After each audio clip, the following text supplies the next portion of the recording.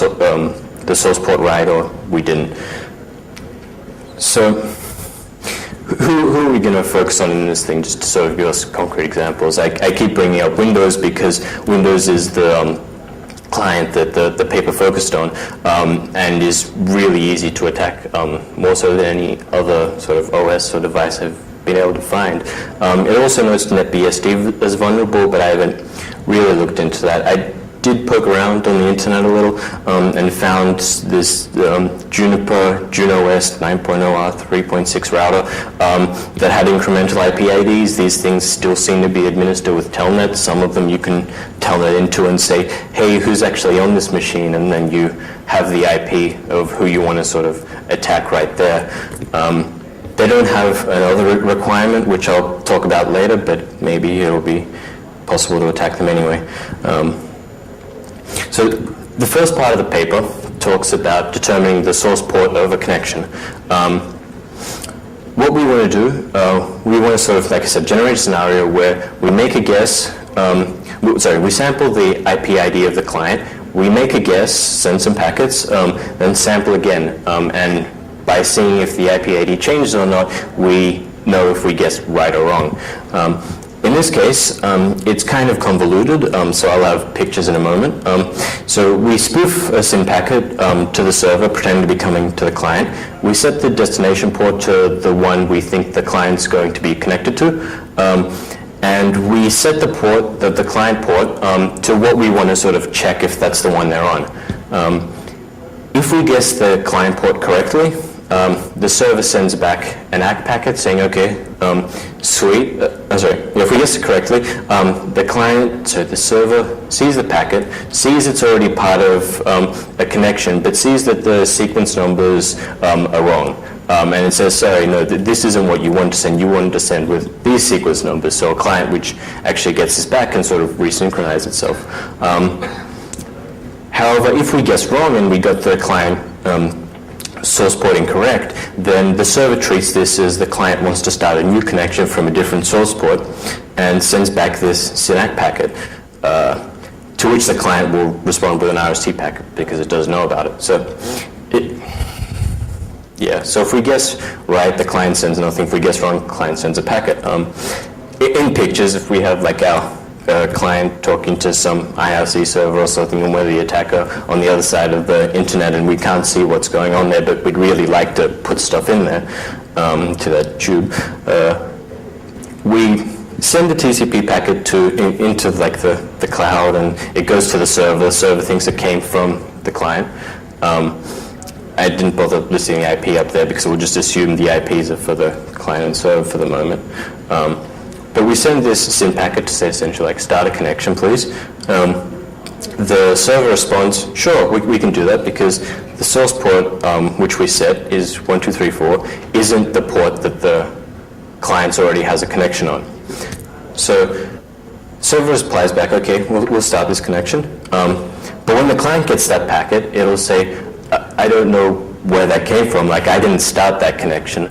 And it will send a packet back to the server saying, sorry, please reset that connection. I didn't actually do that. In the other case, as I explained before, if we sort of send it onto this IP port channel, the server will think it came from onto that particular channel, but it will say the sequence numbers are wrong. So it will reply with an acknowledgement. This is relevant because when the client gets this acknowledgement, it won't send anything back, because if it did, you just result in this ACK storm which just flooded all our networks. So when a client gets this valid ACK packet, it just drops it. Because it already knows the sequence number, it doesn't really help it at all. Are people kind of following this? This one's kind of a bit harder than the others. Yeah? Okay, I don't see any huge head shaking, so try to go on.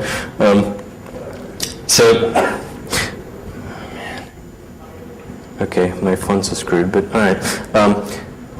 So if you remember how I sort of emphasized that when we send a packet, for this case, we're going to assume it's just a normal ACK packet that the server will drop if it's correct. The server will check that the sequence number is within the expected window. But so to determine more about the ACK checking. One of the things I think I removed from earlier slides was this paper says that on Windows, at least, that this ACK checking is sort of circular. I have found this to be the case, in other cases haven't. Essentially, the idea is that rather than having these two comparisons to see whether it's greater than the initial sequence number we sent and like the last sequence number, there's this sort of sign comparison that, due to the magic of C typecasting,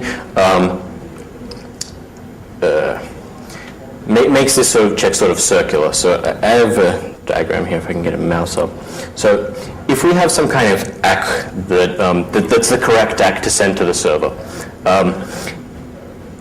what happens is if we send some like ACK here that's sort of assumed to be correct, that's within that proper like ACK window of stuff we sent, then when that acknowledgement number is subtracted from the our ACK field, it becomes less than 0. And it sort of happens that when you sort of map this on like the circle, like the numbers that this expression here can be, you sort of get this line right across like the number space, showing that like half of them are good values, the other half aren't. So if you pick any two numbers that are 2 to the 31 apart, they're going to be correct because they're going to be on opposite sides of kind of this circle of numbers. So we use a very similar idea to part 1. We send ACK packets, which are meant to be dropped if they're valid, to the client this time instead of the server. We don't have this nasty reflection to deal with. If the sequence number is valid,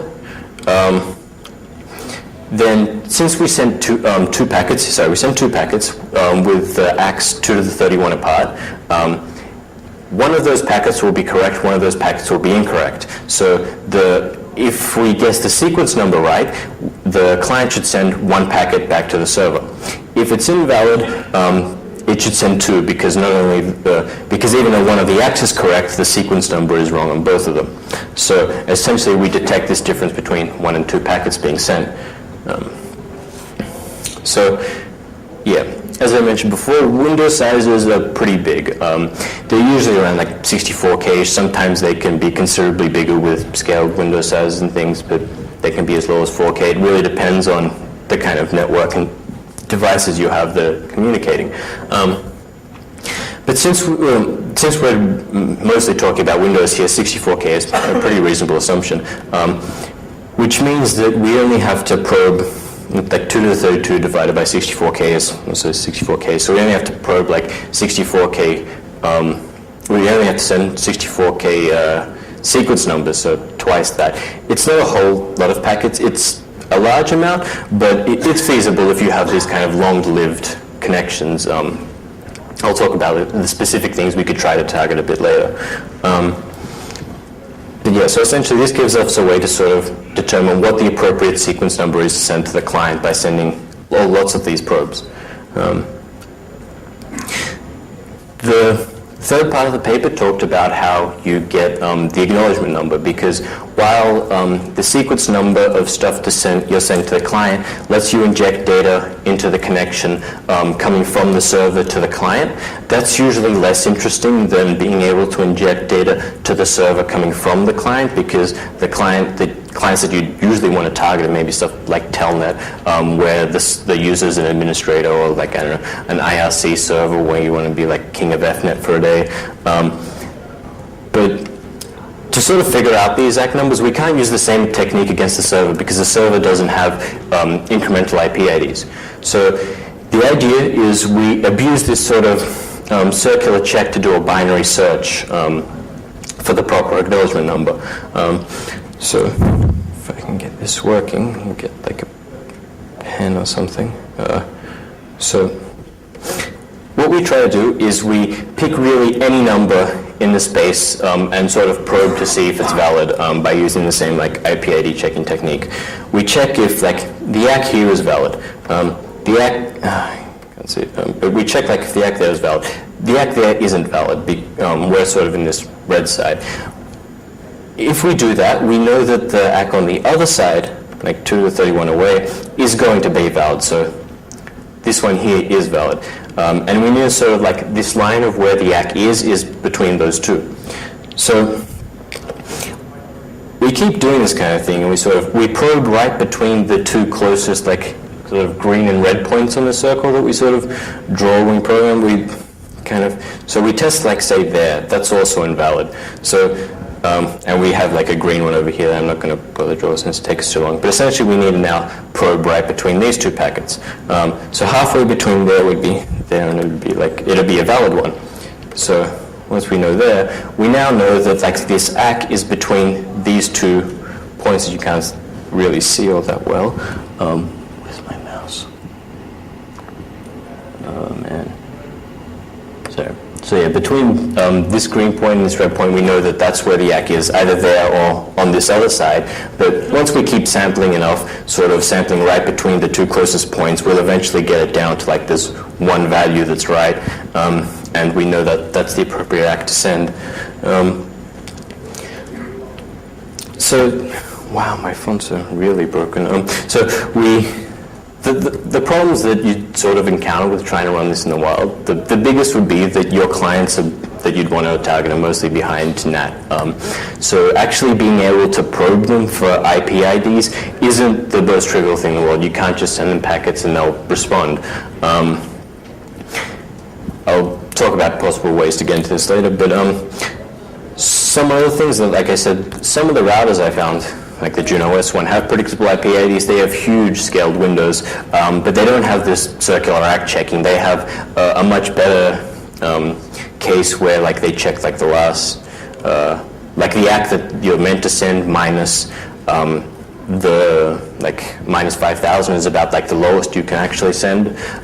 So this makes actually searching it much harder and actually finding out what valid ACKs are very tricky. But yeah, there are many different many scenarios that aren't really covered here. The clients behind that scenario, with some really trivial social engineering, we can get around this. Like my colleague Paul did a talk about how you can get like PDFs to persist until like the user essentially shuts down their machine, or like kills the process in Task Manager. If you get the user to open up one of these PDFs, you can keep this TCP channel where you can probe for IP IDs alive for hours on end while you run this attack.